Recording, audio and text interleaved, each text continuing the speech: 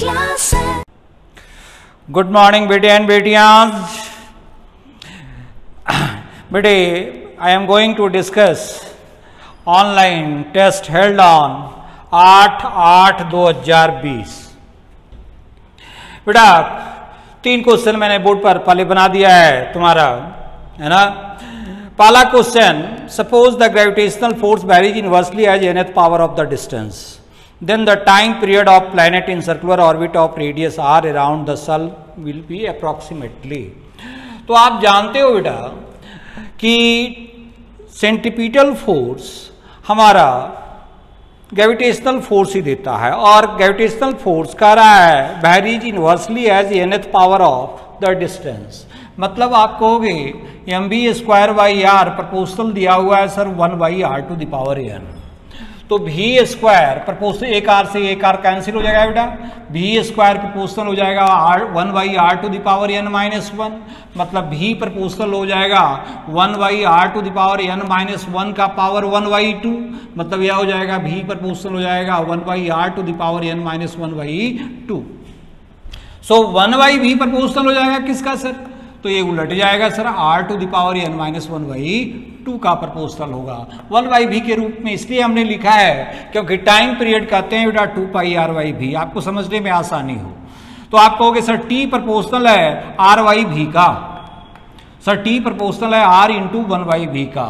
सो t proportional हो गया sir r × 1/v, तो हो गया सर r का पावर n−1/2, है ना। तो t प्रपोर्शनल हो गया बेटा, यहाँ r का पावर n मल्टीप्लिकेशन में जुटेगा, आप कहोगे 1 + n−1/2, t प्रपोर्शनल हो जाएगा सर 2 LCM ले लेंगे 2 + n−1/2, सर t प्रपोर्शनल हो जाएगा r का पावर n + 1/2 का। So answer will be A sir. Now come to the B number question. आप जानते हो time period of simple pendulum, दूसरा नंबर क्वेश्चन हम देते हैं कैसे, 2π√L/g से। आप कहोगे कि सर फ्रीक्वेंसी टाइम पीरियड का उल्टा होता है, नंबर ऑफ ऑक्सीलेशन फ्रीक्वेंसी से हम मेजर करते हैं। n बराबर कहेंगे 1/2π√g/L सर पहले पेंडुलम शॉर्टर पेंडुलम का लेंथ दे रहे हो 1 मीटर, सर यह होगा n1 बराबर 1/2π√g/1। सर n2 हो जाएगा 1/2√g/4, तो यह हो जाएगा बेटा क्या, 4 का रूट बाहर निकालोगे 2 मिलेगा 1/4π√g। तो n1:n2 आपको पूछा जा रहा है, आप कहोगे 1/2π√g × 4π/√g cancel, sir pi cancel, answer मिलेगा 2 sir. So answer will be 2, answer is A. Third number में क्या गया बेटा, in a force oscillation of a particle the amplitude is maximum for a frequency ω1 of the force while energy is maximum for a frequency ω2 of the force. तो बेटा अलग अलग equation तो देते हैं, फोर्स ऑक्सीलेशन में अलग इक्वेशन होता है, डैम्प्ड ऑक्सीलेशन में अलग इक्वेशन होता है, फ्री ऑक्सीलेशन में अलग इक्वेशन होता है, लेकिन ऑलवेज हम कहते हैं ऑक्सीलेशन किसी भी टाइप का हो, energy of oscillation is directly proportional to a square of amplitude for all type of oscillations. आप कहोगे कि sir when energy is maximum amplitude will be maximum, when energy is maximum amplitude is also maximum, and this happens at the same frequency of force। so बेटा answer होगा आपका ω1 = ω2, answer is A. Now come to 4 number question.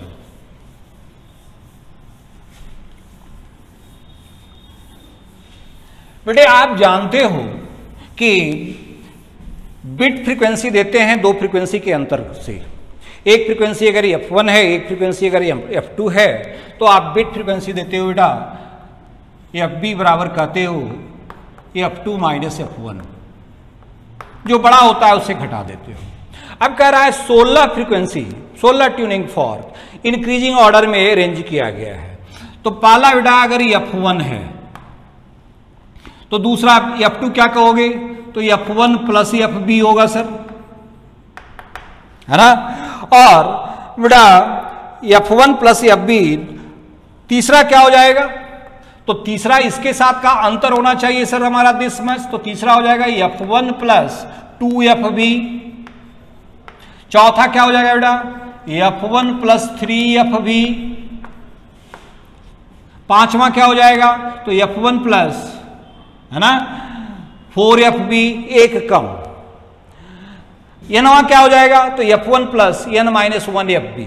16वां पूछा जा रहा है, तो 16वां क्या कहोगे, 16वां होगा sir F1 plus 15FB, n-1, 16 में से 1 घटा दिए 15FB। अब आपके क्वेश्चन में दिया हुआ है कि F1 प्लस 15FB जो लास्ट फ्रीक्वेंसी है पहले फ्रीक्वेंसी का दुगना है, 2F1 है, और FB का वैल्यू दे रहा है बेटा 8। तो कैलकुलेट कर ले, आप क्या कहेगा कि सर 2F1 माइनस F1 बराबर होना चाहिए 15FB। सो F1 हो गया सर 15FB और FB दे रहे हो सर 8, 15 8 जा 120 होता है बेटा, 120 हर्ट्ज कहोगे। So answer will be A. Now come to question number 5।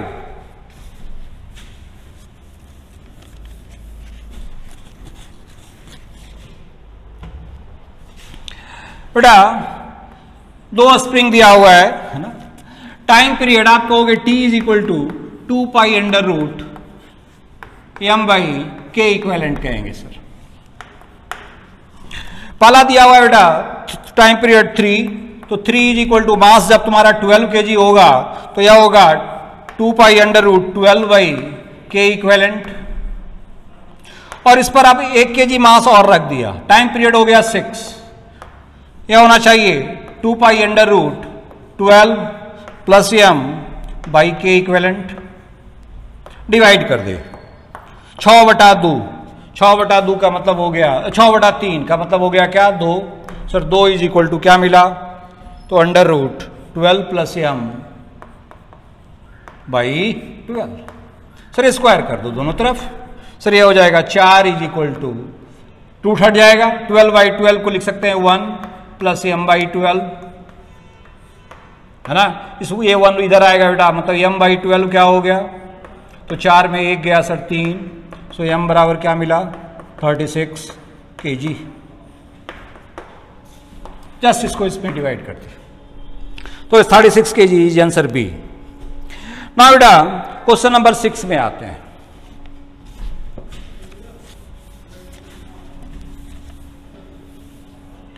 Six में वेलोसिटी वर्सेस डिस्प्लेसमेंट ग्राफ दे रहा है बेटा। v इज इक्वल टू आप कहते हो ओमेगा अंडर रूट ए स्क्वायर माइनस एक्स स्क्वायर, जहां ए आपका एम्पलीट्यूड है और x कहते हो डिस्प्लेसमेंट है सर। सर एक क्वाड्रेटिक इक्वेशन के रूप में इसको लिखा जा सकता है, और किसी भी क्वाड्रेटिक इक्वेशन का ग्राफ क्या होता है बेटा, इलिप्स होता है। आप कहोगे आंसर इलिप्स होगा sir, so answer will be D. Now come to question number 7 ना, 6 का डी हो गया। Come to question number 7।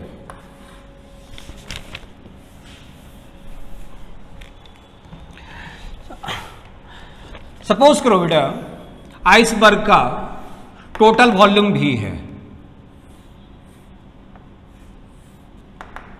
और भी डैश पार्ट जो है इसके बाहर है, ये वॉल्यूम तुम कह रहे हो भी डैश है सर। तो इसके अंदर पानी के अंदर क्या कहोगे, तो भी माइनस भी डैश होगा सर। जस्ट अप्लाई कर दो, है ना, इक्विलिब्रियम को। आप कहोगे mg वेट डाउनवर्ड काम करना चाहिए, तो आइस का डेंसिटी आप दे रहे हो कितना, तो 900। तो डेंसिटी इंटू वॉल्यूम ही मास होगा सर, टोटल वॉल्यूम हम लेंगे मास में निकालने के लिए, तो 900 भी इंटू जी। सर बायोंट फोर्स ऊपर की ओर काम करेगा कितना, तो रोयल भी जी।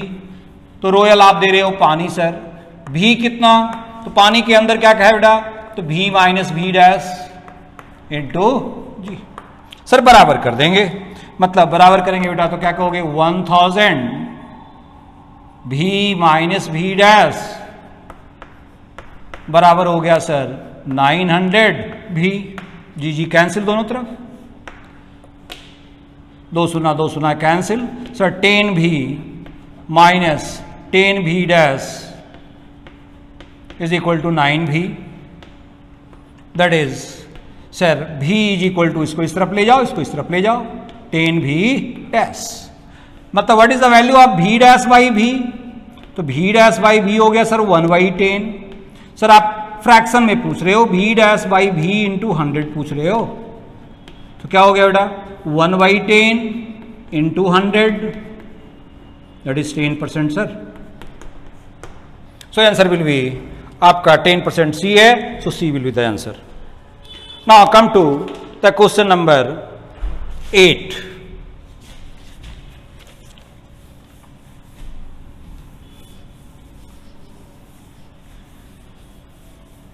कह रहा है तुम्हारा कि 2 मोल्स ऑफ हीलियम, हीलियम बेटा डायटोमिक है, और n moles of hydrogen, hydrogen है ना, एक का 2 मोल और एक का n मोल। The root mean square of the gas molecule in the mixture is √2 times the speed of sound in the mixture. तुम कहोगे कि सर VRMS बराबर दिया हुआ है √2 VS, वेलोसिटी ऑफ साउंड लिख रहे हैं। बेटा VRMS आप जानते हो कि सर देते हैं √3 RT/m से, और वेलोसिटी ऑफ साउंड देते हैं बेटा √γ RT/m से। Sir RT cancel, m cancel, है ना सर, इतना बराबर इतना हमारा ये होगा, गामा का वैल्यू हम निकाल लेंगे sir. Sir gamma is equal to हो गया हमारा कितना, तो 3/2, स्क्वायर कर दिए, रूट हट गया 3/2। अब आप जब दो को मिक्स करते हो, है ना, तो आपको सर ने बताया होगा कि सी भी मिक्स के लिए फॉर्मूला देते हैं बेटा, है ना, specific molar specific heat at constant volume. आप कहते हो N1 C1 CV1 plus N2 CV2 by N1 plus N2। तुम कहोगे कि सर यह हमारा दिया हुआ है CV1, क्या कहेंगे बेटा 2 मोल आपका हीलियम है, तो N1 हमारा हो गया 2, हीलियम डायटोमिक है, आप कहोगे कि सर यह हो गया हमारा क्या, तो डायटोमिक का CV होता है सर 3/2 F, है ना, तो 3/2 R helium sorry mono atomic है, हीलियम हमारा मोनो एटोमिक है और हाइड्रोजन हमारा डायटोमिक है। ठीक है, मैंने उल्टा बोल दिया, N1 है ना हीलियम मोनो एटोमिक है, डिग्री ऑफ फ्रीडम 3 होगा। CV इज इक्वल टू हमेशा सर याद रखने के लिए कहे FR/2, क्या याद रखने के लिए कहे आपको, जहां F आपका डिग्री ऑफ फ्रीडम है, आप कहोगे सर मोनो एटोमिक के लिए होगा 3R/2, डायटोमिक के लिए होगा 5R/2 सर, हाइड्रोजन हमारा डायटोमिक है। तो 2 × 3/2 R प्लस आपको बेटा N × 5/2 R बाई होना चाहिए सर 2 + N। सर यह मिल गया हमको, CV मिक्स मिल गया, सोल्व कर दिए बेटा, यह हो गया R × 3 + 5 N/2 बाई 2 + N। कोई दिक्कत नहीं सर। सर 2 + N है ना, यह होना चाहिए, अब जा तो गामा मिक्स आपको पता है, अभी आपने कैलकुलेट किया कितना 3/2, यह किसके बराबर होना चाहिए बेटा, तो CP mix by CV mix के बराबर होना चाहिए, और ये आपका CV मिक्स मिला आपको। आप कहोगे कि सर CP मिक्स को लिख सकते हैं क्या, तो CP - CV होता है यार, नहीं होता है। आप कहोगे कि सर CP को कहेंगे R + CV, तो R + CV मिक्स हो जाएगा बेटा बाई CV मिक्स, मतलब इसको अलग अलग करके लिखें आसान बनाने के लिए, तो इसको लिख सकते हैं 1 + R/CV मिक्स, गामा का वैल्यू, तो 1 + R/CV मिक्स आपका किसके बराबर है, तो दिस मच के बराबर है सर, 1 + R/CV मिक्स आपका बराबर है किसके, तो 3/2 के। तो R/CV मिक्स किसके बराबर है, तो इसको इधर ले जाएंगे 3/2 माइनस 1 क्या हो जाएगा 1/2 हो जाएगा सर। सर R/CV मिक्स हमारा क्या मिल रहा है बेटा, तो R/CV मिक्स मिल रहा है सर हमारा 2 + n बाई 3 + 5n/2 बराबर कर रहे हो 1/2।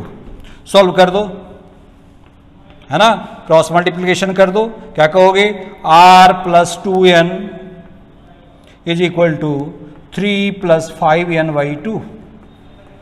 सर 4 में 3 जाएगा, 2.5 में से 2 जाएगा, है ना सर, n/2 = मिला 1, सो n = हो गया सर 2। क्लियर? तो this is your 8 number question, थोड़ा सा लंबा। Now come to 9 number question.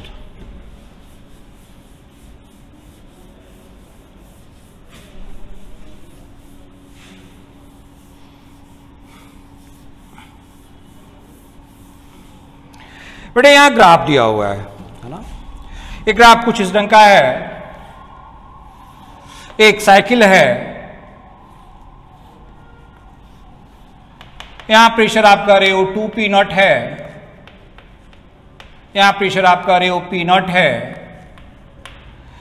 यहां पर वॉल्यूम आपका v0 है, यहां पर वॉल्यूम आपका 2v0 है, और साइकिल बेटा A से B है, ये पॉइंट A है, ये पॉइंट B है, A से B गए, B से C गए, है ना, C से D गए और D से फिर A आए। या आप देख रहे हो आइसोबेरिक प्रोसेस है, ये हमारा आइसोकोरिक प्रोसेस है। बेटे यहां पर आपका दे रहा है इफिशियंसी, है ना, of this cycle is nearly पूछा जा रहा है इफिशियंसी। तो इफिशियंसी ऑलवेज सर पढ़ाए क्या, आउटपुट बाई इनपुट। जब हीट इंजन की बात करते हो तो आप कहते हो कि sir work by heat supply, क्यों सप्लाई कहते हो बेटा, सर वर्क कहते हैं किसी भी साइक्लिक प्रोसेस में एरिया अंडर साइकिल। तो इस साइकिल के अंदर का एरिया क्या मिलेगा बेटा, तो ये कहोगे P0 ही मिलेगा सर, ये हमारा V0 ही मिलेगा, मतलब W का वैल्यू जो हो जाएगा सर वो P0 × V0 हो जाएगा।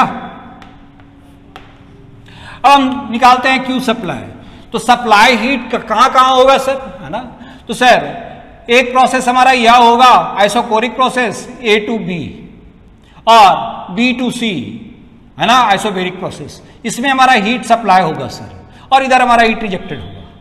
Sir heat supply Q supply हमारा क्या होगा, QAB + QBC। सर QAB का मतलब क्या, तो ये प्रोसेस है सर हमारा क्या, आइसोकोरिक, मतलब constant volume. Constant volume process में आप कहोगे NCB dt देंगे सर, तो NCB कितना बेटा, तो अभी आपने देखा 3/2 सर ने लिखा 1.5 R, है ना, T2 - T1, ठीक है। तो बेटा NRT को ही तो PV कहते हो, तो क्या इसको हम नहीं डायरेक्ट लिख रहा हूं, इसको हम 1.5 × 2 P0 × V0 नहीं लिख सकते हैं NRDT को QAB के लिए, समझ रहे हो, NR आएगा, है ना, P0 V0 ही हमारा क्या होता है, NRT होता है। तो आप कहोगे कि सर 2 P0 V0, है ना, माइनस होना चाहिए हमारा क्या, P0 V0, प्लस आप कहोगे कि सर QBC, है ना, QBC क्या हो जाएगा बेटा, तो आप कहोगे कि सर 2.5 लेंगे, NCP लेंगे, क्योंकि आइसोबेरिक प्रोसेस है। मैं एक लाइन लिख देता हूं, यहां हो गया NCB dt + NCP dt dash. आप कहोगे कि सर यह हो गया हमारा NCP कितना मिल जाएगा, 2.5 हो जाएगा CP R/2, तो यह हो जाएगा तुम्हारा 2.5, डायरेक्ट अगर लिखें, है ना, तो कहोगे कि सर 4 P0 V0 हो जाएगा -2 P0 V0। बेटा इसको कैलकुलेट कर लेंगे हम, क्या मिलेगा, तुम कहोगे कि सर यह हो गया 1.5 P0 V0 + 5 4 में से 2 गया 2, 2.5 into 2 5 P naught B naught, that is यह हो गया सर 6.5 पी नॉट भी नॉट। सर इफिशियंसी कहेंगे eta is equal to W by Q, W है सर हमारा P naught B naught by 6.5 P naught B naught. Sir यह हो गया 100/60 ए तुम्हारा कितना हो गया P naught B naught cancel 10/65, 10 को 65 से भाग दो लगभग 0.15 मिलेगा है ना। परसेंटेज में कहोगे लगभग 15% मिलेगा सर, अप्रॉक्सीमेटली 15%, बेटा 15.4% पहला चॉइस आपका दिया हुआ है। ठीक है, कहीं कोई दिक्कत नहीं। यहाँ दिमाग में केवल यही रखना है कि सर एनसीवी डीटी को सर लिख दिया है पी नॉट बी नॉट के रूप में, क्योंकि डीटी जब लिखेंगे तो T2 - T1 लिखेंगे है ना, और एनआरटी जब हो जाएगा तो वह पी नॉट बी नॉट के रूप में लिखा जा सकता है। ठीक है, now come to question number 10। आसान क्वेश्चन कहता है 100 gram of water is heated from 30 degree centigrade to 50 degree centigrade. तो बेटा केल्विन स्केल में डिफरेंस लें या सेंटीग्रेड स्केल में डिफरेंस लें, डिफरेंस हमारा सेम होगा। तुम कहोगे कि सर एम दिया हुआ है दिस मच है ना, कहता है चेंज इन इंटरनल एनर्जी बता, तो डायरेक्ट हम लिखेंगे बेटा delta U is equal to होना चाहिए एमएस डेल्टा टी। एम दे रहे हो सर 0.1 kg,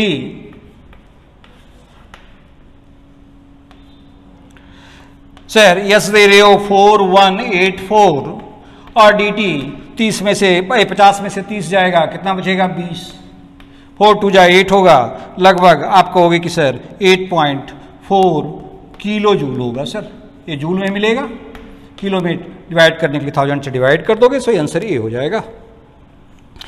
बेटा 11 नंबर क्वेश्चन में आपका कहा जा रहा है uniform metallic rod rotates about a perpendicular bisector with constant angular speed. If it is heated uniformly to raise its temperature slightly, then a speed of rotation. तो बेटा एक यूनिफॉर्म रॉड हमारा रोटेट हो रहा है रॉड परपेंडिकुलर बाइसेक्टर। सर यहां omega are constant होना चाहिए, सर ओमेगा आर कांस्टेंट होना चाहिए, मतलब जब ओमेगा इनवर्सली प्रोपोर्शनल होगा आर का सर, तो आर बढ़ेगा तो ओमेगा क्या कहोगे बेटा घटेगा sir, so speed of rotation decreases, so answer will be B. Now come to 12 number question. कहता है substance breaks down, breaking stress दिया हुआ है बेटा 10⁶। ब्रेकिंग स्ट्रेस आपका लिखा हुआ है 10⁶ न्यूटन पर मीटर स्क्वायर। कहता है length of the wire of substance which will break under its own weight when suspended vertically. Own weight के कारण ये हो जाता है, तो स्ट्रेस कहते हैं किसको है, तो फोर्स बाई एरिया। टूटा किसके कारण, टूटेगा किसके कारण, तो वेट के कारण, तो वेट किसको कहेंगे तो mg। सर mg बटा ए होना चाहिए हमारा 10⁶। सर m किसको कहेंगे तो डेंसिटी इंटू वॉल्यूम, वॉल्यूम किसको कहेंगे तो area into length, by G by A cancel sir, so यह होना चाहिए 10⁶। सो सर ये हमको फाइंड आउट करना है, तो ये हो गया 10⁶ बाई रो जी, रो दिया हुआ होगा बेटा कितना है 3 × 10⁻³ जी कहते हो तुम 10 है ना, यह हो गया 100/3 लगभग 33.3 मीटर। Answer is C. Now come to ये तुम्हारा 12 हो गया 13 नंबर क्वेश्चन।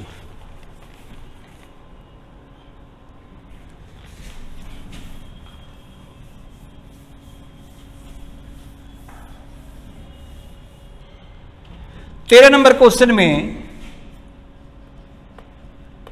सिंपल है, आपका दिया हुआ एक स्टील रॉड जिसका डायमीटर दिया हुआ है 25 डिग्री सेंटीग्रेड पर, brass ring has an interior diameter of 2.992 centimetre at 25 degree centigrade.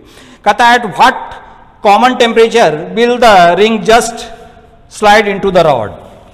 तो बेटा उस समय दोनों का डायमीटर सेम होना चाहिए। मतलब आप कहोगे कि सर अगर कॉमन टेम्परेचर को अगर हम T मान लें तो चेंज इन टेम्परेचर अगर हमारा T है सर, है ना, 0 डिग्री सेंटीग्रेड को अगर 25 को अगर 0 में जूम कर लें, क्योंकि हम इस रूप में कर सकते हैं, तो अप्रोक्सीमेटली अब तुम निकालोगे तो तुम कहोगे 3 इंटू 1 प्लस, है ना, आप जानते हो L इज इक्वल टू कहते हैं L not into 1 plus alpha T, कहते हैं ना बेटा, और L नॉट 0 डिग्री पर डिफाइन करते हो, है ना, यहाँ 25 पर आप डिफाइन कर दे सकते हो। तो तुम कहोगे कि सर डिफरेंस हमारा सेम हो जाएगा, तो 3 into 1 plus 11 into 10 to the power -60 बराबर का देंगे sir 2.992 into 1 plus 19 into 10 to the power -6 into T. Solve कर देंगे बेटा, टी आप लगभग डायरेक्ट निकाल लोगे 360 डिग्री सेंटीग्रेड के रूप में आएगा। चाहते तो हम यहाँ पहले आर नोट निकालते, थोड़ा लंबा हो जाता, लेकिन अप्रोक्सीमेटली हम इतना ले सकते हैं, वैल्यू में कोई खास अंतर नहीं पड़ेगा। तो आप कहोगे आंसर क्या होगा सर, डी, है ना, कैलकुलेट कर लोगे, कैलकुलेशन है just. Now come to question number 14।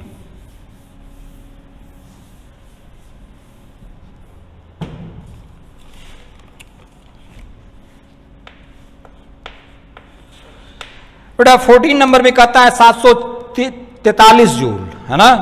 तुम कहोगे कि sir 5 mole of ideal gas at constant pressure, तो कांस्टेंट प्रेशर पर हम क्या कहेंगे बेटा, 743 हमारा होना चाहिए एनसीपी dt, ठीक है। आप कहोगे कि सर इसका मतलब सीपी कितना हो गया, तो सीपी हो गया सर 743, 2 dt दे रहे हो सर 2 केल्विन, एन दे रहे हो 5 मोल, है ना, तो 5 दूना 10, मतलब यह हो गया 74.3। सर सीपी निकल गया। तो बेटा सीपी माइनस सीवी को आर कहते हैं, तो सीवी क्या कहोगे, तो सीवी हो जाएगा सर 74.3 माइनस 8.3, आर का वैल्यू जूल पर मोल पर केल्विन, घटा दो, लगभग हो गया तुम्हारा 66। आप कहोगे डेल्टा क्यू क्या होगा सर, तो डेल्टा क्यू अब होना चाहिए n C V d T, sir n into d T 10, तो 66 गुने 10 कितना हो गया बेटा, 660 joule. Answer will be C. Now come to question number 15।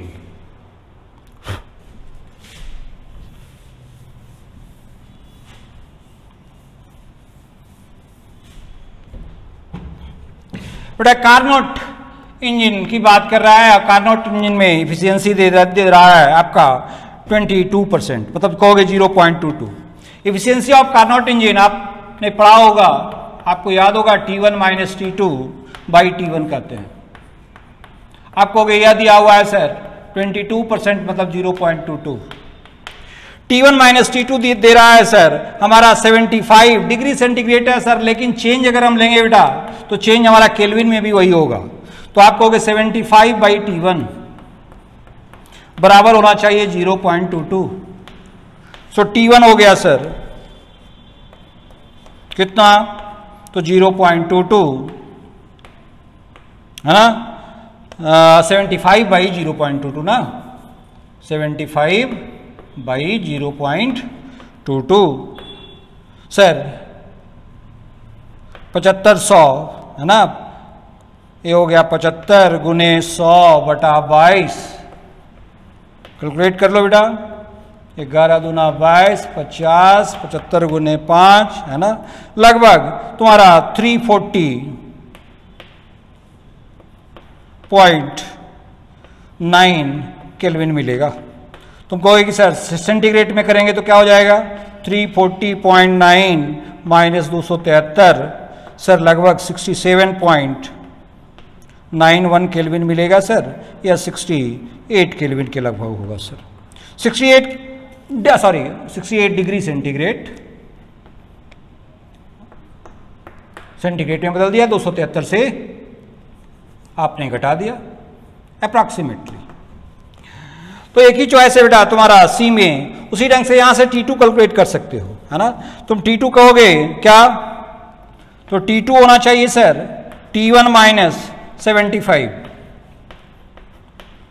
मतलब T1 है सर हमारा 340.91 माइनस 75 सर, यह होगा 265.91 केल्विन सर। सेंटीग्रेड में बदलेंगे तो क्या लिखेंगे बेटा, 265.91 माइनस 273 सर, लगभग मिलेगा हमको, ये माइनस हो गया, ये बड़ा है, -7 degree centigrade approximately. So answer will be C. 18 और 8/8/2020 का है ये। तो इसमें हम क्वेश्चन नंबर 16, अगर आपके पास क्वेश्चन पेपर तो होगा ही, तो क्वेश्चन नंबर 16 में हमारे पास 2 coils of inductances L1 and L2 are linked such that their mutual inductance is capital M। तो L1 L2 ये हमारे पास सेल्फ इंडक्टेंसेस हैं और कैपिटल M म्यूचुअल इंडक्टेंस है। तो फॉर्मूला याद रखो हमेशा, म्यूचुअल इंडक्टेंस की जो मैक्सिमम वैल्यू होती है वो √L1 L2 होती है। और डायरेक्टली इस क्वेश्चन में आपसे फॉर्मूला ही पूछा गया था, तो 4 ऑप्शन है, उसमें से ऑप्शन नंबर 4 करेक्ट हो जाएगा। नेक्स्ट क्वेश्चन नंबर 17 में हमारे पास ये तो क्वेश्चन में गिवन है, क्या गिवन है, इंडक्टर है और उस इंडक्टर के पास खुद का रेजिस्टर भी है। तो LR है ये। यहाँ पर देखो Y और Z 2 पॉइंट्स हैं, ये स्विच है, 2 वे स्विच है। तो जब हम इसको X को Y के साथ कनेक्ट करेंगे तो ये सर्किट कंप्लीट हो जाएगा। तो जब भी हम क्वेश्चन सॉल्व करेंगे तो L और R दोनों सीरीज में जरूर बना लेंगे। तो हमने यहाँ पर L भी बना लिया क्योंकि क्वेश्चन में बना नहीं है, आपको लिखा है लैंग्वेज में कि उसके पास रेजिस्टेंस है। तो L और R हमने यहाँ बना लिया, E हमने यहाँ पर बैटरी लगा दी। जैसे जैसे इंडक्टर चार्ज होता चला जाएगा करंट की वैल्यू बढ़ती चली जाएगी सर्किट में। तो क्वेश्चन में लिखा है in the steady state heat produced in the coil is at the rate of P। मतलब क्या हुआ कि जो पावर है वो क्वेश्चन में आपको गिवन है और हमें पता है कि पावर होता है E मल्टीप्लाइड बाई I, और स्टेडी स्टेट में जो करंट होता है, स्टेडी स्टेट में inductor behaves to be short circuited, तो हम इसकी जगह पर लिख सकते हैं E multiplied by E by R। तो हम यहां से लिख सकते हैं E² डिवाइडेड बाई R। ये तो पावर डिसिपेशन हो गया जब हम X और Y को आपस में कनेक्ट करेंगे। क्वेश्चन के सेकेंड पार्ट में लिखा है कि X is now joined to Z। जब हमने X को Z से ज्वाइन कर दिया तो हीट डिसिपेटेड कितना होगा। तो जब हम X को Z से ज्वाइन करेंगे, तो मैं यहाँ पर बना देता हूँ इस सर्किट को। जब हम X को Z से ज्वाइन करेंगे तो ये ओपन सर्किट हो जाएगा, तो इसमें तो कोई करंट फ्लो होगा नहीं। जब कोई करंट नहीं फ्लो होगा तो सर्किट का स्ट्रक्चर आपको कैसा दिखेगा, ऐसा। इसके अंदर का जो रेजिस्टेंस है उसको मैं सीरीज में यहाँ बना लेता हूँ। अब ये डीके वाला कंडीशन हो गया, यहाँ पे इंडक्टर चार्ज हुआ और इस सर्किट में इंडक्टर डिस्चार्ज होगा। तो हीट कितना डेवलप होगा, जितना कि इंड्यूस हुआ है। क्या इंड्यूस हुआ है, उसके अंदर करंट मतलब एनर्जी जितनी उसके अंदर स्टोर हुई है, और energy stored in the inductor होता है ½LI², ऐसा होता है। और करंट कितना होता है स्टेडी स्टेट में, तो 1/2L, और करंट जब ये स्टेडी स्टेट में होगा तो E/R करंट होगा। तो हमने लिखा यहाँ पर E² डिवाइडेड बाई R²। अब देखो E²/R, यहाँ E²/R की वैल्यू क्या है, P। तो हम इसको लिख सकते हैं 1/2, 2R है डिनोमिनेटर में, तो L डिवाइडेड बाई R, और E²/R की जगह पर क्या लिखा जा सकता है, P। और हमें पता है कि L/R जो है वो सर्किट का टाइम कांस्टेंट होता है, जिसको हम टाउ से रिप्रेजेंट करते हैं। तो L/R की जगह पे हम टाउ रिप्रेजेंट कर लेंगे और मल्टीप्लाइड बाई P हो जाएगा। तो 1/2 टाउ P वाला ऑप्शन हम ऑप्ट कर लेंगे। नेक्स्ट क्वेश्चन का मैंने पूरा स्ट्रक्चर मैंने नहीं बनाया, मैंने डायरेक्टली सॉल्यूशन में यूज होने वाले डायग्राम्स बना दिए। क्वेश्चन में आपको पता ही है कि एक बार जब हम x और y को आपस में कनेक्ट करेंगे तो ये सर्किट बनेगा, जब हम x को z के साथ कनेक्ट करेंगे तो ऐसा सर्किट होगा। अब होगा क्या, जैसे जैसे करंट की वैल्यू बढ़ती चली जाएगी इंडक्टर चार्ज होता चला जाएगा, और जब इंडक्टर स्टेडी स्टेट में पहुंच जाएगा तब करंट की वैल्यू हो जाएगी I = E divided by R। उसके बाद जब हम इसको डिस्कनेक्ट करके इस सर्किट में कनेक्ट करेंगे तो करंट धीरे धीरे कम होगा, और धीरे धीरे करंट कम होगा तो ये कैपेसिटर चार्ज होता चला जाएगा। तो कैपेसिटर के अंदर जो मैक्सिमम एनर्जी स्टोर्ड होगी वो इंडक्टर के अंदर मैक्सिमम एनर्जी स्टोर्ड के इक्वल होना चाहिए, क्योंकि हीट के फॉर्म में वहां कोई एनर्जी जा नहीं रही है, वहां कोई रेजिस्टेंस है नहीं। तो according to law of conservation of energy Q² divided by 2C, यही होता है मैक्सिमम चार्ज के कॉरेस्पॉन्डिंग मैक्सिमम एनर्जी होगी, और वो होना चाहिए ½ Li²। और हमने अभी अभी लिखा करंट जो है वो E/R है, इसकी वैल्यू हम यहाँ सब्स्टिट्यूट कर देते हैं। तो Q², ये देखो 2 एलिमिनेट हो जाएगा, C को मैं यहाँ शिफ्ट कर देता हूँ, तो CL, और यहाँ पर I² की जगह पे हम E/R यूज कर सकते हैं, तो E² डिवाइडेड बाई R² हो गया। और हमें पता है कि रूट, वैसे हमें क्वेश्चन में रूट LC के ही टर्म्स में जवाब देना है, कोई नहीं। वैसे रूट LC जो होता है वो फ्रीक्वेंसी होती है, अगर फ्रीक्वेंसी पूछा गया होता तो हम ओमेगा लिखते, नहीं पूछा गया है तो हम रूट LC छोड़ देंगे। तो जब हम दोनों साइड रूट लेंगे तो रूट LC आ जाएगा, और E² बाई R² का रूट होता है E/R। ये ऑप्शन में हम ऑप्ट करेंगे। अगर हमें फ्रीक्वेंसी गिवन होती या फ्रीक्वेंसी के टर्म्स में पूछा गया होता तो ये जो रूट LC है 1/√LC है, उसको हम ओमेगा से रिप्लेस कर देते। Next question. नेक्स्ट क्वेश्चन में हमारे पास है कि प्योरली रेजिस्टिव सर्किट में पावर डिसिपेशन P है। तो प्योरली रेजिस्टिव सर्किट में आपको पता है पावर डिसिपेशन होता है E² बाई R। यहाँ पे RMS वैल्यू यूज करते हैं, पता ही है, मैं लिख नहीं रहा हूँ, तो यही RMS वैल्यू है। तो E² बाई R, और यहाँ पर आता है पावर फैक्टर cos φ, जो प्योरली रेजिस्टिव सर्किट के लिए क्या हो जाता है 1। तो हमने P = E² बाई R लिख लिया। अब क्वेश्चन में लिखा है कि रेजिस्टेंस के सीरीज में हमने एक इंडक्टेंस लगा दिया, तो सर्किट का इंपीडेंस क्या हो गया Z। तो अब पावर क्या हो जाएगा E² by Z into cos φ, क्योंकि LR सर्किट के पास कुछ ना कुछ cos φ होता है। तो E² by Z into cos φ, यही हमसे पूछा गया है कि P' कितना होगा, E हमें नहीं गिवन है। तो इस इक्वेशन को देखो, यहाँ से हम E² = क्या लिख सकते हैं, P मल्टीप्लाइड बाई R, और हमें पता है कि cos φ होता है resistance divided by impedance R/Z। अब क्योंकि E नहीं गिवन है, लेकिन पहले वाली इंफॉर्मेशन से हमने E निकाल लिया है, इसकी वैल्यू वहां पुट करेंगे, तो P' = E² की जगह पे हमने क्या पुट किया, P मल्टीप्लाइड बाई R, और हम डिवाइडेड बाई ये जो Z है वो तो रहेगा ही, और cos φ की जगह पे क्या पुट कर दिया हमने, R डिवाइडेड बाई Z। तो R और Z मल्टीप्लाई हो गए, तो P' = P R/Z का स्क्वायर। ये न्यू पावर हो जाएगा in terms of first power. Next, इस क्वेश्चन में हमसे पूछा गया है कि ये दो लूप्स हैं, तो X और Y के बीच में करंट बताओ। जब भी करंट फ्लो करना है, करंट को किसी सर्किट में फ्लो करना है, तो उसके पास क्लोज्ड पाथ अवेलेबल होना चाहिए। अगर इस पाथ से करंट इधर जाता है तो सेम रिटर्न बैक होने के लिए कोई पाथ ही अवेलेबल नहीं है। तो ऐसी कंडीशन में इसका करंट I1 ऐसे जाएगा, ऐसे इसमें I1 फ्लो होता रहेगा, और इस सर्किट का करंट I2 ऐसे इसमें I2 फ्लो होता रहेगा। I1 और I2 एक दूसरे को इंटरफेयर नहीं करेंगे, डिवाइड नहीं करेंगे, क्योंकि करंट को वापस रिटर्न बैक होने के लिए कोई क्लोज पाथ अवेलेबल नहीं है। तो XY वाली ब्रांच में करंट जो है वो हमेशा क्या बना रहेगा, 0। तो इसका आंसर 0 हो जाएगा। नेक्स्ट क्वेश्चन में लिखा है हमारे पास कि n सेल्स हैं, और n में से एक सेल जो है वो रिवर्स पोलैरिटी के साथ सीरीज में कनेक्टेड है। तो नेट EMF जो होना चाहिए वो क्या होना चाहिए, n-1 सेल्स तो सेम पोलैरिटी के हैं, तो इनको हमने पॉजिटिव ले लिया, और एक सेल जो है वो रिवर्स पोलैरिटी के साथ है, तो उसको हमने नेगेटिव पोलैरिटी ले लिया। तो अब इसको सिंप्लीफाई कर लो, E कॉमन हो जाएगा, तो n-2 मल्टीप्लाइड बाई E, और जो इक्विवेलेंट रेजिस्टेंस आएगा नेट, वो तो एडिटिव ही होता है, वो तो पोलैरिटी पे डिपेंड करता नहीं है, तो रेजिस्टेंस हो जाएगा NR। सर्किट में करंट कितना होना चाहिए, net EMF divided by net resistance, तो n-2 divided by n E divided by R। ये तो हमें करंट पता चल गया, लेकिन क्वेश्चन में हमसे क्या पूछा गया है, potential across one of the cells, और हमें पता है किसी भी सेल के अक्रॉस पोटेंशियल E-IR होता है अगर करंट सप्लाई कर रहा है। तो क्वेश्चन में स्पेसिफाइड है कि जिसको हमने रिवर्स किया है उसके अक्रॉस नहीं बताना है, अगर उसके अक्रॉस पूछा गया होता तो फिर वो E+IR हो जाता, लेकिन हमें इसके अलावा जो n-1 सेल्स है उसके लिए पूछा गया है, तो जवाब क्या देंगे हम, E-IR। अब हम E को एज इट इज रहने देते हैं, करंट हमने ऑलरेडी डिसाइड कर लिया, इसकी वैल्यू पुट कर देते हैं, n-2 divided by n E divided by R multiplied by small r, ये हमने यहाँ पे लिख दिया। अब देखो ये r और ये r कैंसिल हो जाएगा, E हम कॉमन कर लेंगे, तो हमें यहाँ से पोटेंशियल मिलेगा E, यहाँ मिला 1 - n/2 divided by n, n यहाँ ले जाओ तो n - n हो गया कैंसिल, माइनस प्लस 2 E/n, जवाब मिल जाएगा। ये वाला हम ऑप्शन ऑप्ट कर लेंगे। नेक्स्ट इस क्वेश्चन में हमारे पास है इनफिनिट लाइन चार्ज जिसके अराउंड आर रेडियस के सर्कल में एक पॉइंट चार्ज रिवॉल्व कर रहा है, सर्कुलर मोशन परफॉर्म कर रहा है। तो इसको सेंट्रीपिटल फोर्स कौन प्रोवाइड करेगा? Obviously electrostatic force. तो जो इलेक्ट्रोस्टैटिक फोर्स इस पर लगना है वो Q मल्टीप्लाइड बाई E होता है, और electric field due to uniformly infinite line charge वो हम जानते हैं कितना होता है, Q lambda divided by 2 pi epsilon naught r। ये तो इलेक्ट्रोस्टैटिक फोर्स है।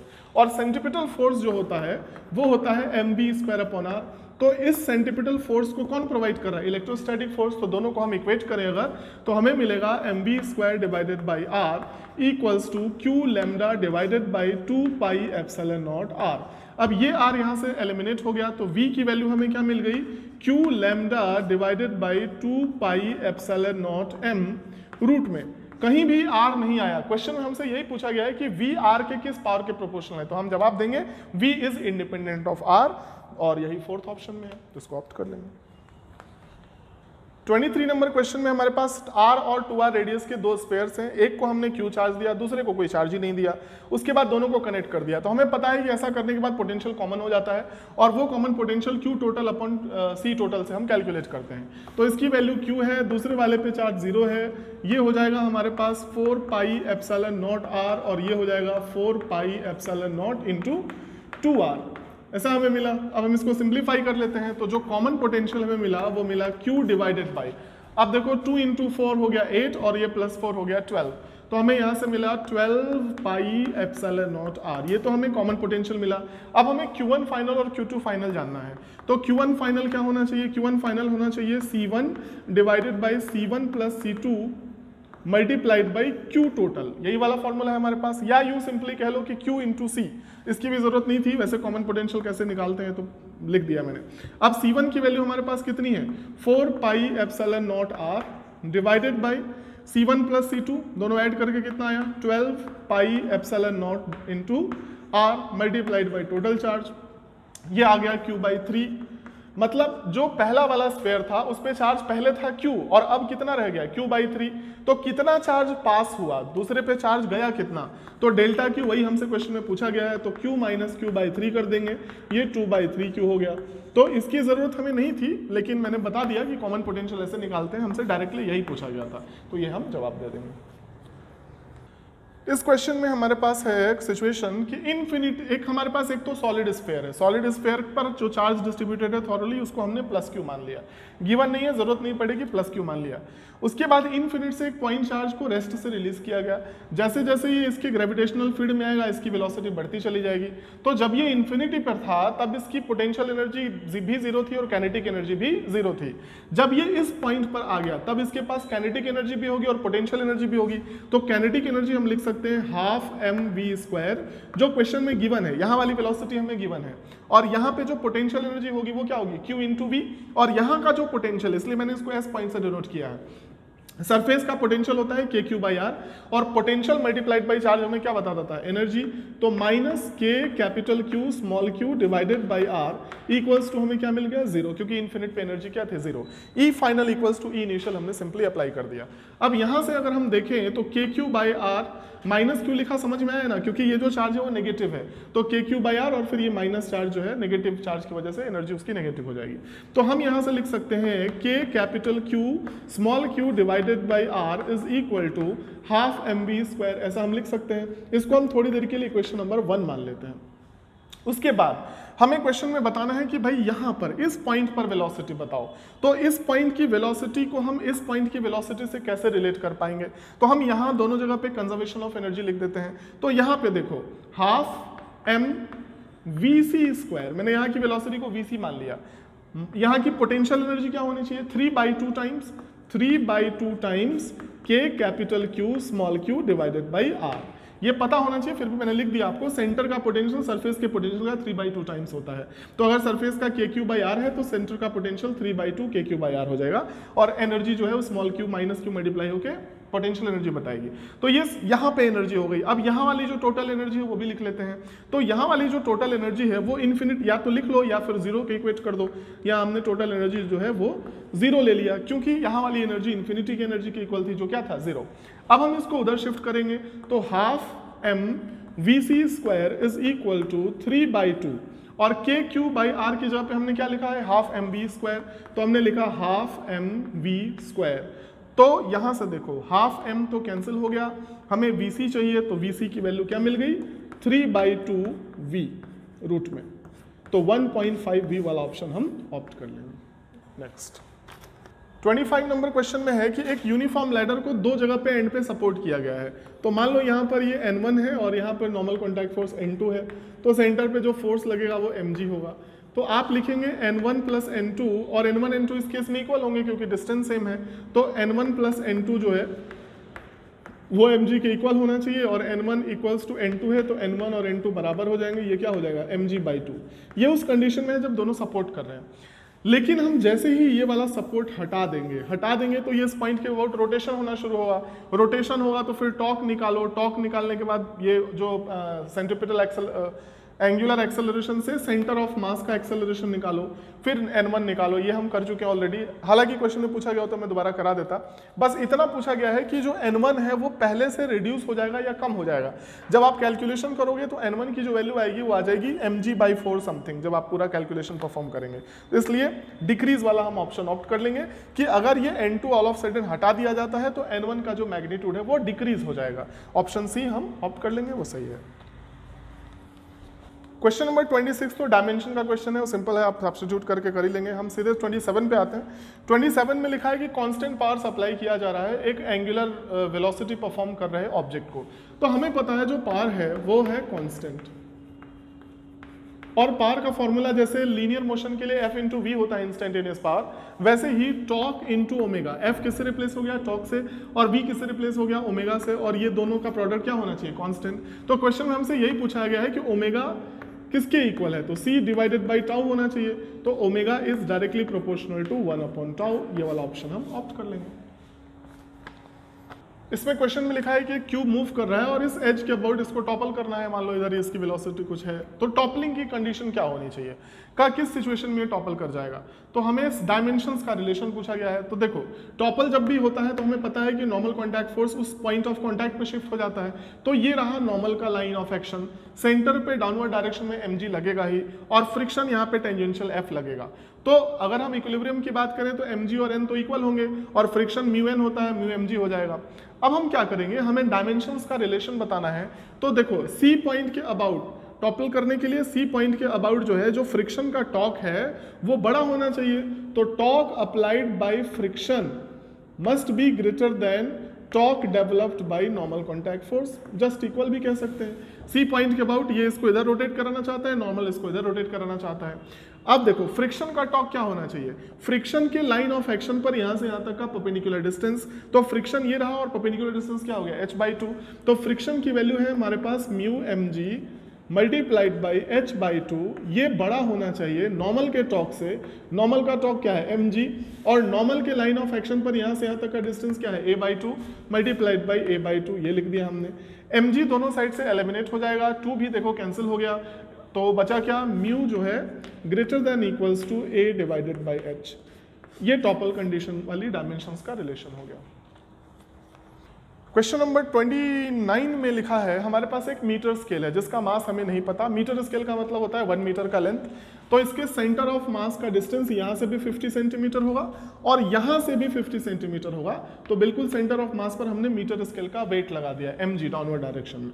उसके अलावा क्वेश्चन में लिखा है कि 10 सेंटीमीटर और 20 सेंटीमीटर के मार्क्स पर 10 ग्राम और 20 ग्राम के पार्टिकल्स अटैच्ड हैं। तो देखो यहाँ पर 10, यहाँ से यहाँ 10 और यहाँ से यहाँ तक 20 हो गया, मतलब ये भी 10 और इतना सा भी 10 हो गया। तो यहाँ पर इन दोनों का वेट तो डाउनवर्ड डायरेक्शन में लगेगा ही 20, और चलो मैं अगर इसको चेंज कर दूँ kg में, तो 20 डिवाइडेड बाई 1000 ये तो हमें मिल गया, और मल्टीप्लाइड बाई g, और इसका जो फोर्स वेट डाउनवर्ड डायरेक्शन में होगा 10 divided by 1000 multiplied by g, ये हो गया। और इसको जो सपोर्ट किया गया है जिसमें कि एक हॉरिजॉन्टल इक्विलिब्रियम है वो यहाँ से 40 सेंटीमीटर के डिस्टेंस पर है। तो डेफिनेटली सेंटर ऑफ मास से कितने डिस्टेंस पर हो जाएगा, 10 सेंटीमीटर। तो इस पॉइंट के अबाउट इन दोनों के टॉर्क ऐसे इधर है एंटी क्लॉकवाइज में, और mg का इस पॉइंट के अबाउट जो टॉर्क है वो क्लॉकवाइज डायरेक्शन में है। तो टॉर्क हम बैलेंस करेंगे, वो देखो कैसे। तो हम यहाँ पर लिखेंगे 20 डिवाइडेड बाई 1000, इसको आप चाहो तो डायरेक्टली 1/20 जी लिख सकते हो। और ये देखो 20 है, तो यहां से लेके यहां तक का डिस्टेंस क्या हो जाएगा, 20 हो जाएगा, क्योंकि ये पूरा 40 है। तो 1/20 जी मल्टीप्लाइड बाई 20 सेंटीमीटर प्लस इसका डिस्टेंस देखो ये 10 है, तो ये वाला डिस्टेंस 30 हो जाएगा, और ये हो जाएगा 1/100। तो हम यहां लिख देंगे 1 डिवाइडेड बाई 100 और इनटू जी भी कर लो, कोई नहीं, और 30 से मल्टीप्लाई कर दो, इक्वल्स टू, इसका हम टॉक कैसे लिखेंगे, mg मल्टीप्लाइड बाई 10 सेंटीमीटर। ये हमने 10 सेंटीमीटर कर दिया। तो दोनों साइड से एलिमिनेट हो जाएंगी चीज़ें। अगर आप चाहें तो g को एलिमिनेट कर लो, तो यहाँ पर क्या बचा हमारे पास 1, यहाँ पर हो गया हमारे पास 3/10, और दूसरी तरफ हमने, एक मिनट, ये हमने g 20 हटा दिया यहाँ से, g एलिमिनेट हो गया तो बच गया 1, यहाँ पर हमारे पास हो गया 3/10, ठीक है, और g भी कैंसिल हो गया, तो यहाँ पर हमें मिला m इंटू 10, 10m पता चल गया। अब हम इसे थोड़ा सिंप्लीफाई कर लेते हैं, तो ये हो गया हमारे पास 10 + 3 13, 13/10 into 10m, 13/10 equals to 10m, और यहां से हमें m पता चल गया 13 डिवाइडेड बाई 100। ये हमें मिला केजी में। अगर हम इसको ग्राम में चेंज करना चाहते हैं तो 1000 से मल्टीप्लाई कर देंगे, तो हमें क्या मिल जाएगा यहाँ से 130 ग्राम। ऑप्शन देखते हैं क्या क्या है हमारे पास। पहला ऑप्शन जो है 130 ग्राम, तो किसी ऑप्शन में नहीं है, तो बंद करो। इसमें थोड़ा सा कैलकुलेशन हो गया था, मैंने यहाँ पे गलत लिख दिया था। तो यहाँ हमने जैसे ये इसका वेट है 20/1000, तो ये 1/50 जी हो जाएगा, मल्टीप्लाइड बाई ये डिस्टेंस 20 प्लस ये वाला 10 ग्राम का है, तो इसको हमने 1/100 kg और इंटू जी, और यहाँ से यहाँ तक का डिस्टेंस 30 लिख दिया, और उधर mg इंटू तो 10 है ही। बाकी चीज़ें सिंप्लीफाई, जी तो एलिमिनेट हो ही जाएगा, यहाँ से ये 10 और वहाँ से 10 एलिमिनेट हो गया, यहाँ 2/50, यहाँ 3/100 और इज इक्वल टू m हो गया। सिंप्लीफाई करके 7/100 kg आएगा, और ग्राम में आंसर हमसे क्योंकि पूछा गया इसलिए हम 70 ग्राम वाला ऑप्शन ऑप्ट कर लेंगे। क्वेश्चन नंबर 30 में लिखा है कि simple pendulum breaking strength double the weight of the bob, मतलब इसका जो ब्रेकिंग स्ट्रेंथ है वो इसके वेट से डबल है, स्फेयर के वेट से डबल है, और यहाँ से रेस्ट से रिलीज किया तो कितने एंगल पर ये टूट जाएगा, ऐसा हमसे क्वेश्चन में पूछा गया है। तो हमने खुद ही मान लिया थीटा एंगल पे टूट जाएगा, तो थीटा एंगल पे फ्री बॉडी डायग्राम अगर हम बनाएंगे तो इधर टेंशन, इधर mg cos थीटा, और ये दोनों मिलकर इसको सेंट्रीपिटल फोर्स प्रोवाइड करेंगे, तो हम लिखेंगे t - mg cos theta is equal to mv² divided by l, और t की जो मैक्सिमम वैल्यू है वो कितनी है 2mg, जो ये टॉलरेट कर सकता है बिना टूटे। तो यहाँ पर हम 2mg सब्स्टिट्यूट करेंगे, तो हमें मिलेगा यहाँ से 2mg minus mg cos theta is equal to mv² by l।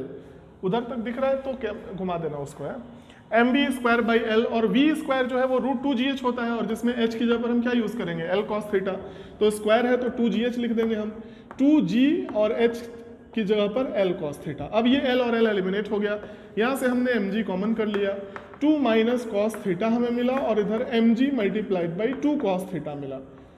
अब हम क्या करेंगे, इस वाले mg और इस वाले mg को कैंसिल आउट कर देंगे, और ये माइनस cos थीटा उधर जाके 3 cos थीटा हो जाएगा, तो 3 cos theta is equal to 2, तो theta equals to cos inverse 2/3, इतने एंगल पर स्ट्रिंग ये टूट जाएगा, और हम ये वाला ऑप्शन ऑप्ट कर लेंगे। बेटे आपको मैंने बताया था कि keeping incident ray fixed if a plane mirror is rotated by angle theta then reflected ray will rotate through angle 2 theta. बेटा एक प्लेन मिरर पर एक लाइट रे नॉर्मली इंसिडेंट हो रहा है, आप कहोगे कि सर जैसे यह जाएगा वैसे ही यह रिफ्लेक्ट होगा। अब प्लेन मिरर को अगर रोटेट कर दें हम थीटा एंगल से, तो सर रिफ्लेक्टेड रे जो रोटेट होगा वह 2 थीटा एंगल से होगा। सर ये एंगल होना चाहिए 2 थीटा। बेटा यह डिस्टेंस आपका दे रहा है y, यह डिस्टेंस दे रहा है आपका x। आप कहोगे कि सर tan 2 थीटा बराबर क्या कहेंगे, तो y/x कहेंगे सर, और अप्रोक्सीमेटली हम कहते हैं बेटा tan थीटा बराबर थीटा, तो 2 थीटा हो गया हमारा क्या y/x। So what is theta, y/2x sir. So answer is A sir. Now come to question number 32.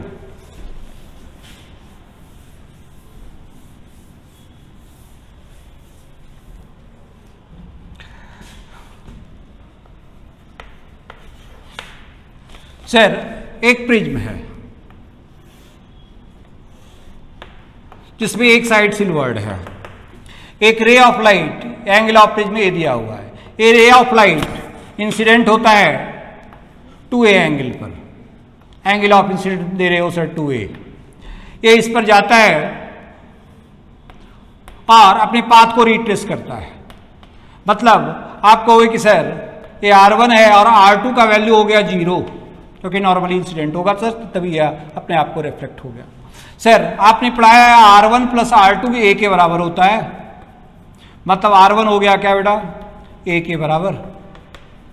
Sir यहां पर श्रेणीसाव लागू कर देंगे। Sir 1 sin 2a is equal to होना चाहिए mu sign R1। Sir R1 का वैल्यू a के बराबर है। सर साइन 2a को लिख सकते हैं 2 sin a into cos a is equal to होना चाहिए mu sine a। sin a cancel. So what is mu? 2 cos a. Your choice is B. Now come to question number 33.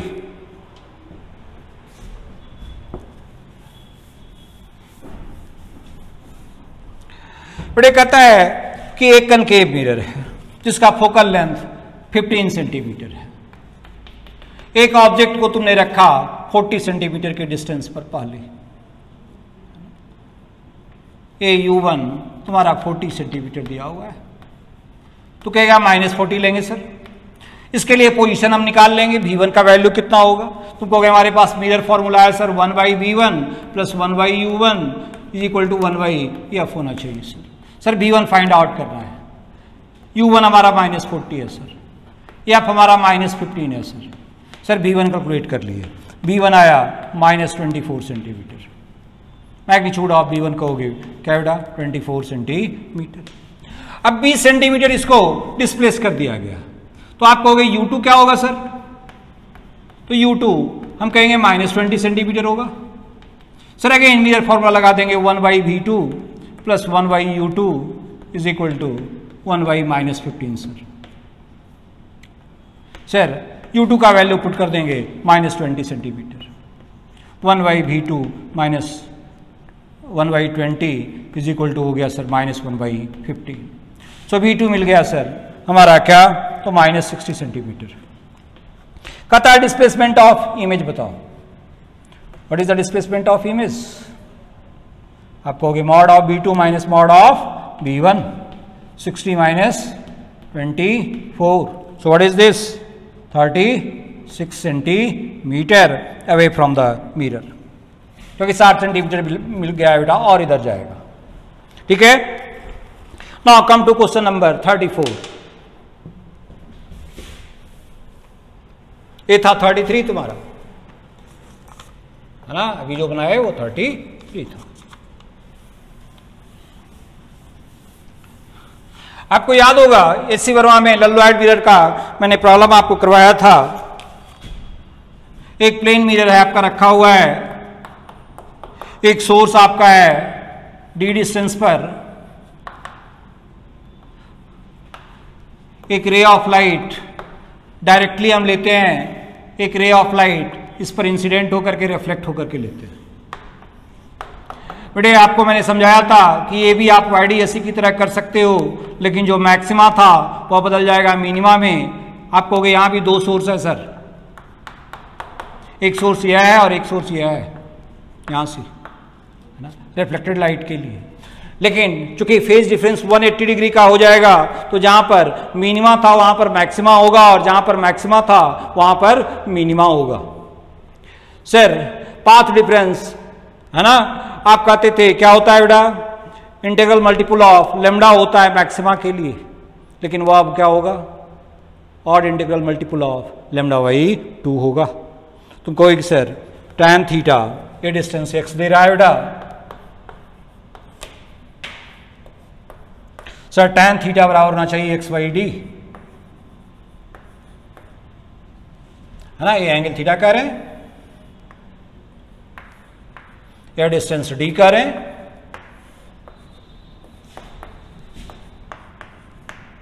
Sir delta x क्या होना चाहिए, path difference. Path difference आपने पढ़ाया था D tan theta. Sir D के जगह पर यहां हो गया 2d, तो 2d tan थीटा हो गया सर, दैट इज क्या हो गया सर 2d tan थीटा क्या कहेंगे बेटा x बाई डी। और यह होना चाहिए क्या, तो लेमडा बाई 2 होना चाहिए सर। मैक्सिमा का कंडीशन मिनिमा में चला गया, मिनिमा का कंडीशन मैक्सिमा में चला गया, तो बोल x बराबर क्या कहेंगे, लेमडा डी बाई 4d होगा sir. So lambda D by 4d तुम्हारा आंसर बी है बेटा, तो आपको आंसर बी होगा सर।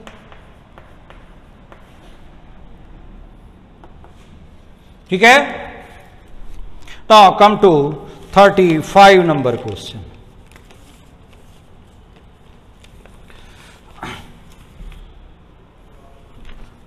नंबर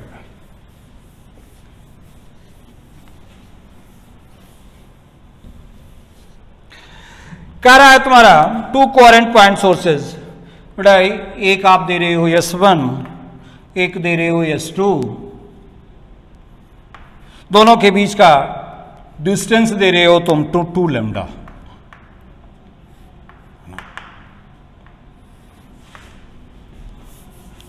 यहां स्क्रीन है,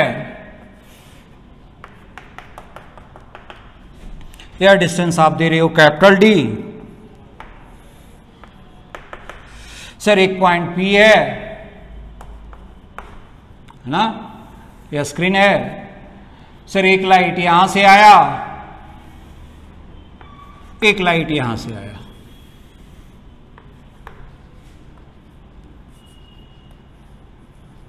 सर ये एंगल थीटा है बेटा। पाथ डिफरेंस के लिए मैंने आपको कहा कि परपेंडिकुलर ड्रॉ कर। बोल ये डिस्टेंस 2 लैम्डा है, तो यहां से यहां तक का 2 लैम्डा कॉस थीटा कहेंगे कि नहीं। Cos theta is equal to base by hypotenuse. ठीक है, तो यह डिस्टेंस हो गया sir 2 lambda cos theta. Sir path difference मिला हमारा 2 लैम्डा कॉस थीटा, तो मैक्सिमा के लिए 2 लैम्डा कॉस थीटा बराबर क्या होना चाहिए बेटा, n lambda. For x to be minimum, n का वैल्यू हम क्या ले लेंगे 1, तो 2 लैम्डा कॉस थीटा बराबर क्या हो गया तुम्हारा, तो यह हो गया sir 1 lambda. Lambda lambda cancel, so cos theta मिला सर 1/2। 1/2 किसका वैल्यू होता है, कॉस 60 का होता है, मतलब थीटा क्या मिला बेटा 60 डिग्री। अब देख x इज इक्वल टू क्या कहेंगे, है ना, तो तू कहेगा कि सर थीटा हमारा 60 डिग्री मिला, तो tan थीटा होना चाहिए x/d होना चाहिए कि नहीं। मतलब x हो गया सर d tan थीटा, तो d tan 60। tan 60 का वैल्यू सबको याद है क्या, √3, सो √3d होगा sir. So answer will be B.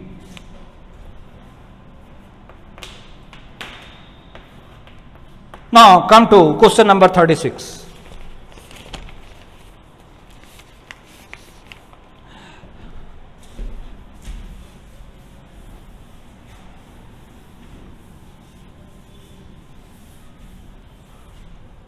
Sir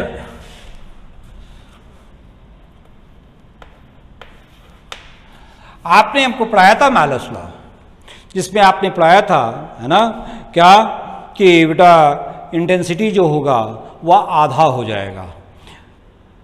average intensity क्या हो जाता है, आधा हो जाता है। सर एम्पलीट्यूड आप कहते हो क्या होगा, तो स्क्वायर रूट ऑफ इंटेंसिटी का प्रोपोर्शनल होगा sir. Intensity directly proportional to square of amplitude, तो उल्टा बात कहेंगे, तो आप कहोगे amplitude of light emerging polarised, amplitude of light emerging from polarizer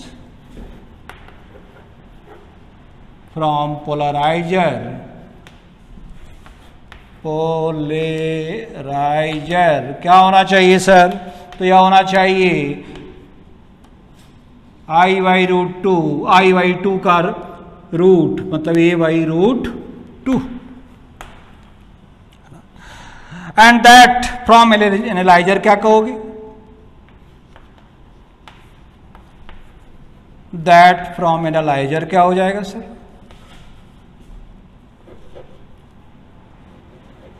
analyser क्या हो जाएगा बेटा?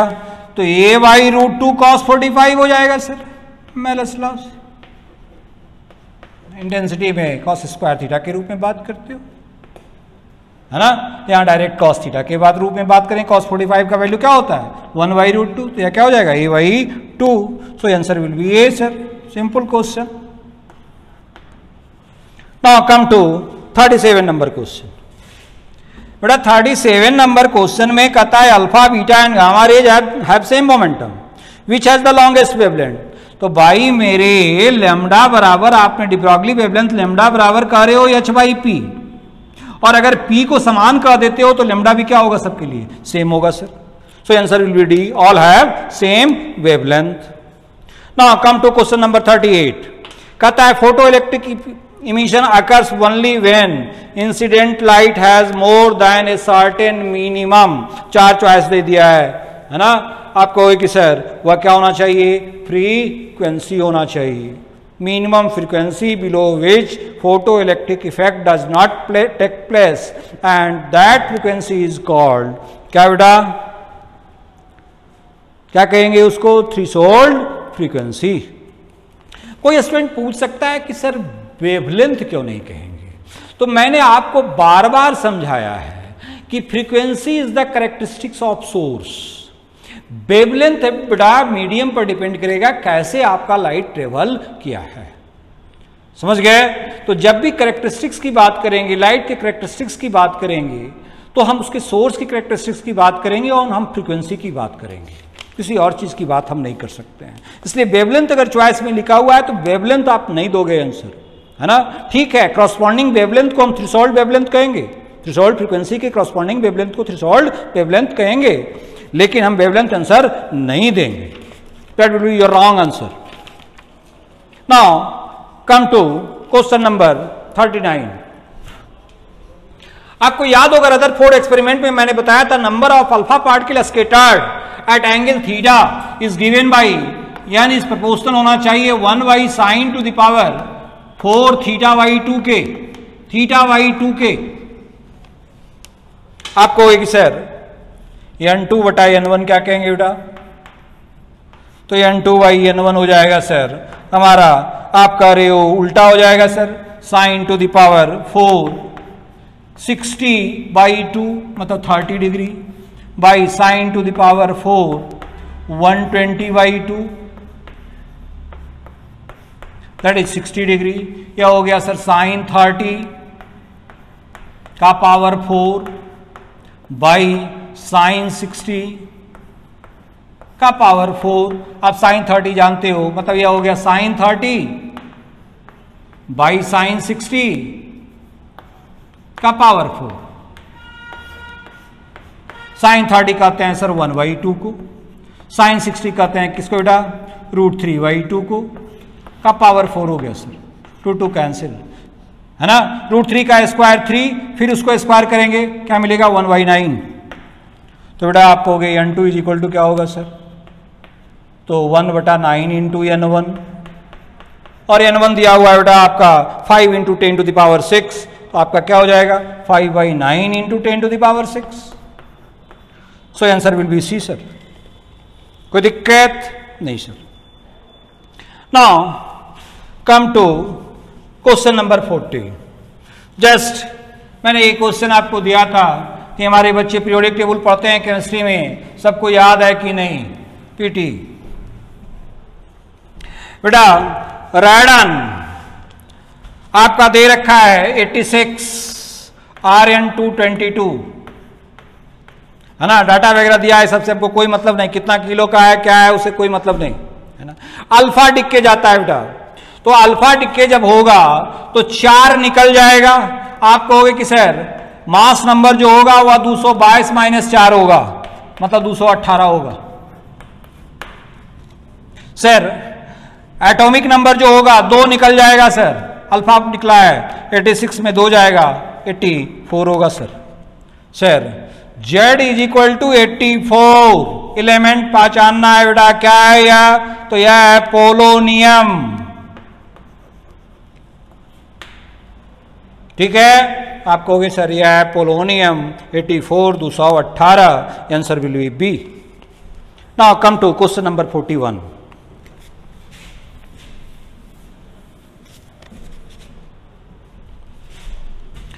बेटे 41 में जस्ट आपको पूछा है कौन सा डायोड फॉरवर्ड बाइस्ड है ना? तो पहला डायोड आप देख रहे हो है ना, एक तरफ इधर लगा हुआ है 0, अर्थ किया हुआ है बेटा पी साइड में, और एन साइड में +5 है। कहोगे पहला जो सर्किट है सर वह क्या है? रिवर्स बाइस्ड है। सर दूसरा, सर निगेटिव की तरफ +5 है और पॉजिटिव की तरफ +10 है। सर +10 ज्यादा है सर, 5 कम है। दूसरा हमारा फॉरवर्ड बाइस्ड है। तीसरा सर -10 है पॉजिटिव के साइड में और निगेटिव के साइड में 0 है। सर ये भी हमारा रिवर्स बाइस्ड है।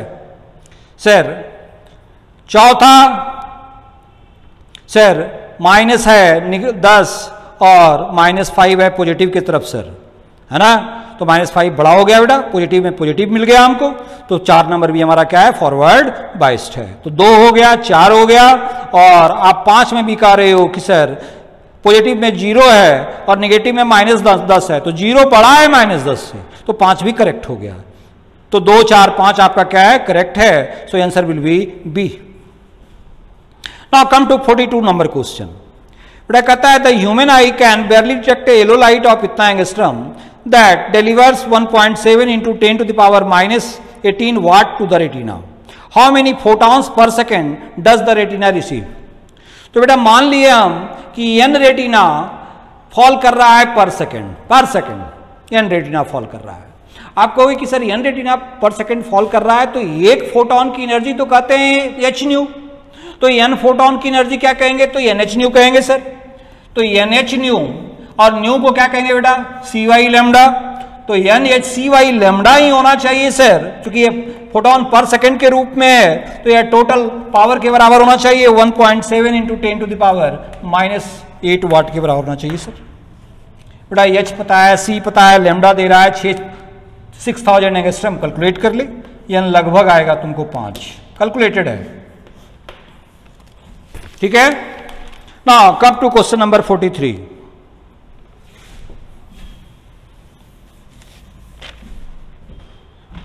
सर 43 नंबर में कहते हो आप कि radio activity of sample A1 at time T1 and A2 at time T2 if mean life of specimen is T।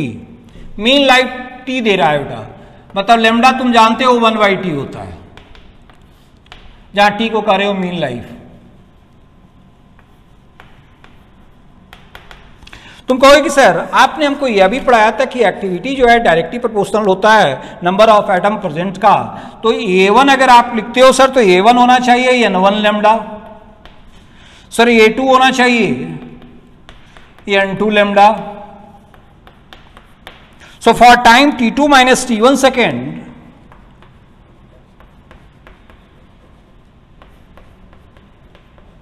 -T1 second, sir A1 - A2 is equal to होना चाहिए N1 - N2 into lambda. मतलब आप कहोगे बेटा A1 - A2 बराबर क्या होना चाहिए? तो N1 - N2 और लैम्डा को क्या लिख सकते हैं? 1/T sir. मतलब N1 - N2 बराबर क्या कहेंगे? Simple question A1 - A2 into T कहेंगे sir. So your answer will be C। Now come to question number 44। कह रहा है बेटा select the correct statement from the following. Electromagnetic wave can not travel in vacuum. Sir आपने इतना हल्का question दिया है कि सारे बच्चों का यह आंसर सही होगा। आंसर विल बी डी बेटा, है ना? इलेक्ट्रोमैग्नेटिक वेव आप जानते हो ट्रांसवर्स वेव है, लॉन्गिट्यूडनल वेव नहीं है ना? इलेक्ट्रोमैग्नेटिक वेव प्रोड्यूस होता है जब चार्ज हमारा एक्सीलरेटेड होता है। चार्ज यहां दे रहा है moving with uniform velocity. So ABC is wrong, D is correct. Now 45 number question sir, D1 होगा फॉरवर्ड बायस, D2 होगा रिवर्स बायस। सर अगर आइडियल डायोड लें तो 4 ओम 5 वोल्ट